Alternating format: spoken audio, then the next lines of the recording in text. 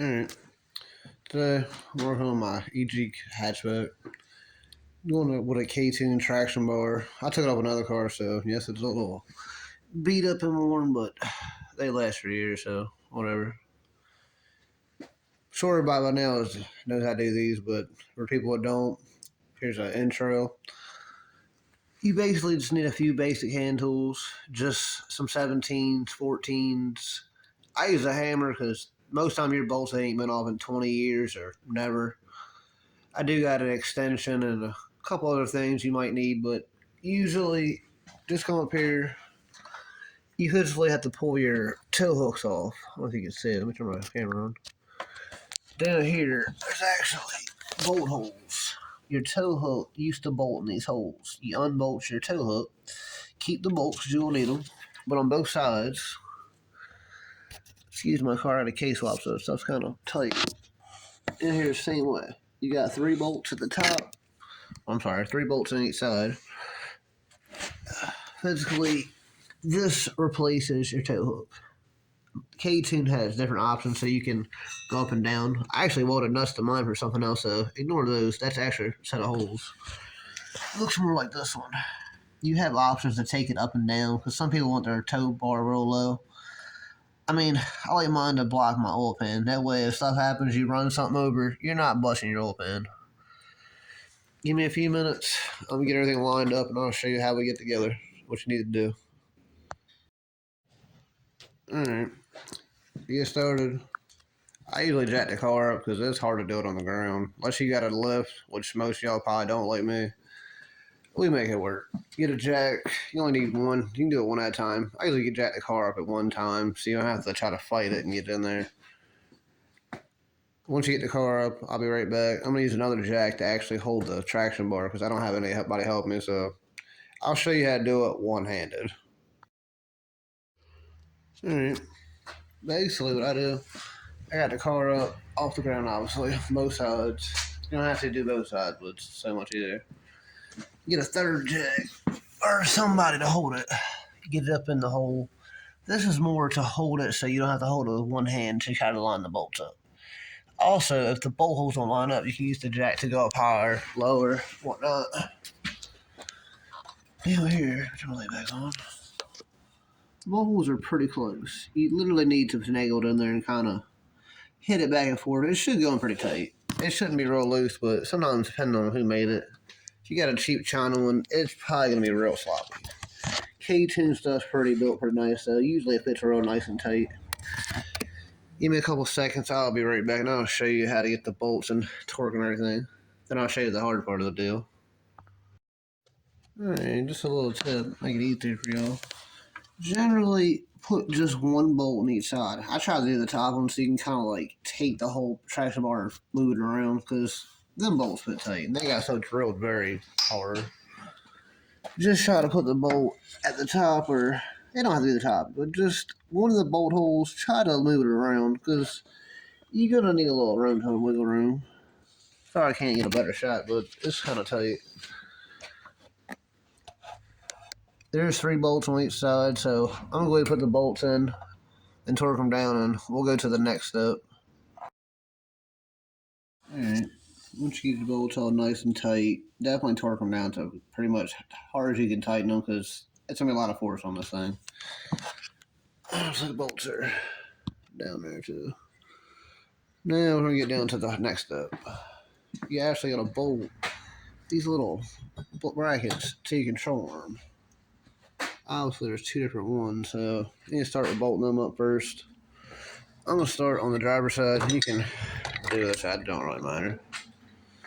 I'm using the impact gun. You can use this as a ratchet, but it makes my life simpler by using that.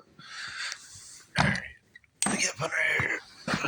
Basically, you have to go under here, unbolt this big bolt, sorry, and the nut off this. Physically, this guy, man, bolts like that. Hold it better. You unbolt it, it bolts in there. It gives a place for the control arm to actually hook up here. So between there and there, you're gonna have this guy. Physically, Oh, I'm gonna like, damn, intercooler plate. Whatever. But you unbolt the control arm piece. I'll show you in a second. I might start on this side since it'll be a little easier. Yeah, I'm gonna start on the passenger side. My intercooler pipe's in the way, so I'll show you all the easy way for after 10 an hour fixing the other side.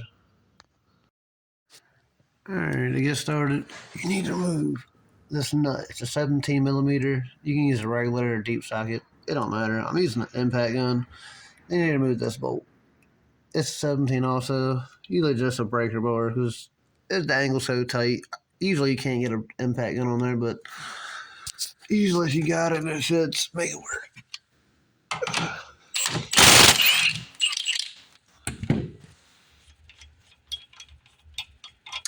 Alright, like I said, it's just physically a 17 millimeter nut. Up here, you need to get it up here on the actual thing and try to break it loose. God. Alright, give me 1 sec, because I can't do this with one hand.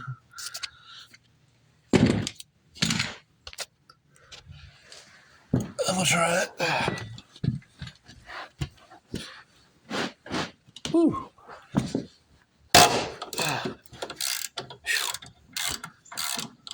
Alright, I'm gonna get my little impact gun.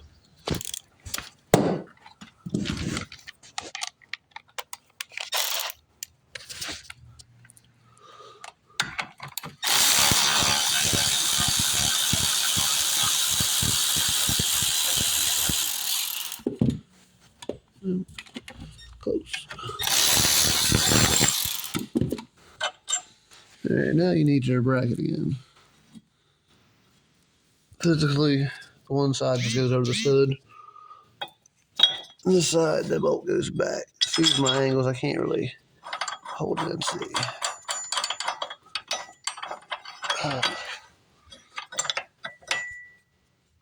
Give me 1 second, I need 2 hands. Oh, the same predicament I just went through. When I went to undo this bolt, the actual control arm is 2 pieces. The actual piece where it threads into would not go back in. So this bolt, essentially, it wouldn't thread back in the hole. Take a pry bar.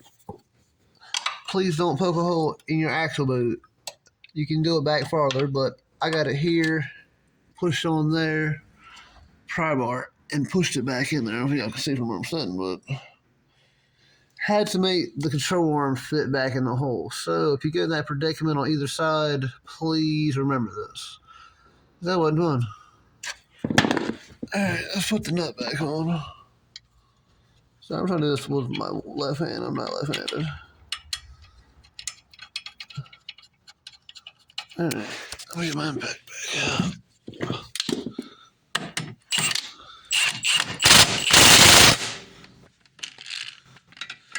That's about fit on there, but not.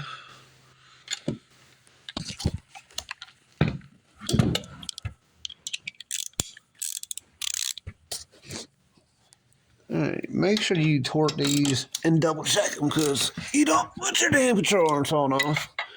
That's something weird. Always double check. Alright, now essentially, let's grab out my way. You need to put this actual adjustable heim joint in there. Physically, one side bolts through there with the nut, other side goes up here. I don't know if you can see what I'm saying. It goes up there. Give me 1 second, I'll show you a little better. It's hard to do it from the ground. Alright, I'm like halfway there. I put the Allen wrench side to the bottom because if not, you ain't got much options on putting it at the top. The top usually just a 3/4 or a 19 millimeter. Get this side on there, come up here, physically slide this in there. Usually if it don't fit, you can adjust the actual heim joint in and out. So, let me get my hand.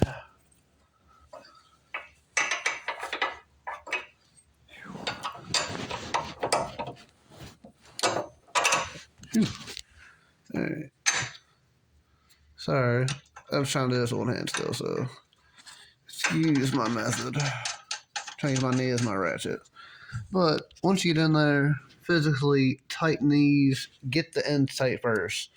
In a second, I'll show you what you do with this. This physically tightens all this up to get everything else traction and more or less, it keeps the control arms from hopping when you got wheel hop. But it kind of keeps the car more solid, and we'll get into that later. Alright, I got it all bolted up nice and tight. Mine has this actual piece you use your hand to adjust. Like you pull it in one way, it loosens it the other way. Like now, it's tightening it. Some of them, like the old ones I used to do, had an actual piece you put a socket on or a wrench on. I guess over the years, people stripped them, and you say like me, I had to go tighter, so I used a pair of channel locks. Probably don't do that because you probably don't need to, but it wasn't tight enough for my liking, so you know what you gotta do. Once you get this to the preference you like, I usually tighten it as far as I can go and go like another half a turn. Then you go back and tighten these up. They physically spin in reverse. Lock it in, spin it in, lock it in. Use your big wrench. I think mine was a 15/16. Yours is probably different, but either way, lock them in. Make sure they're nice and tight because same thing, you don't want them to come off. The damn bar fall off or something weird. Same thing on the other side. Physically, like I said, take the nut off with 17 millimeter over here. Need to take that 17 millimeter bolt out also. I'm probably just gonna kind of skip ahead to this part, let y'all kind of say, because I got a severe problem. My intercooler piping is directly in the path of my thing, so I'm not gonna show you the whole part. So physically, do the same on this side, but I'm still gonna take this off and I'll show you that part. So give me 1 second. I'm gonna pull it off and at least give you the 75% version.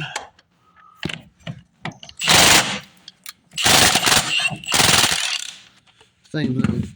Take the nut off. You can use just a ratchet. You don't have to use the impact gun, but if you have one, it'd make your life simple. This one, you need the breaker bar again. Now if I can do this with my one hand.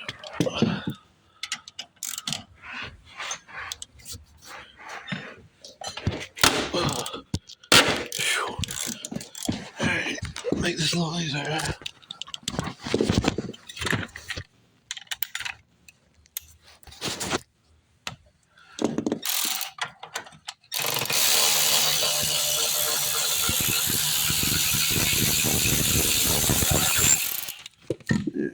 Let me get this bracket. The same thing. Basically a bracket and just Allen wrench bolt. So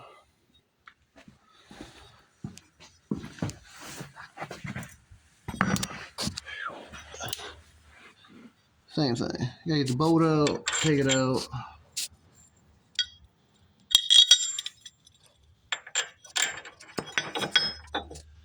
I usually put the nut back on so it kind of holds everything. Because if not, it's hard to do this stuff by yourself.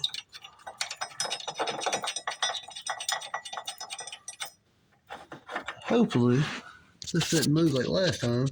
Because sometimes these separate. Y'all can see where I'm pointing, but this and this are different pieces. So this will kind of move over. We'll find out. Apparently it did this time too. Nice. Give me 1 second. This time I use a pry bar the same method. Just kind of pry it up a little bit or get a buddy or somebody to help you hold it. Usually probably a better method, but if you don't have any ideas, usually pry bar is the best idea. Yeah, same thing. Physically I take a pry bar. This side, you got a little more space. I physically put it up in here and pried that to get your thing to line back up. Once the bolt lines up, thread it in there. That's pretty good, but need to make sure you torque all this stuff also.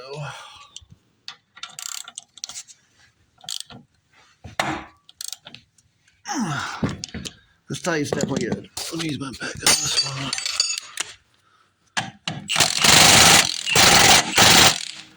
Even though you impacted it, definitely still check it with the torque down because your battery could be low. You might not have had the trigger on the way. Just tight, but never trust it with your life. Now, I'll probably take another hour or two mess with this. I'll definitely do that for later. But for now, I hope y'all enjoyed the video. Alright, if this video was helpful, please be sure to like, subscribe. I'm trying to get my like subscribers up, so please give me a thumbs up, subscribe. Have a good day, guys.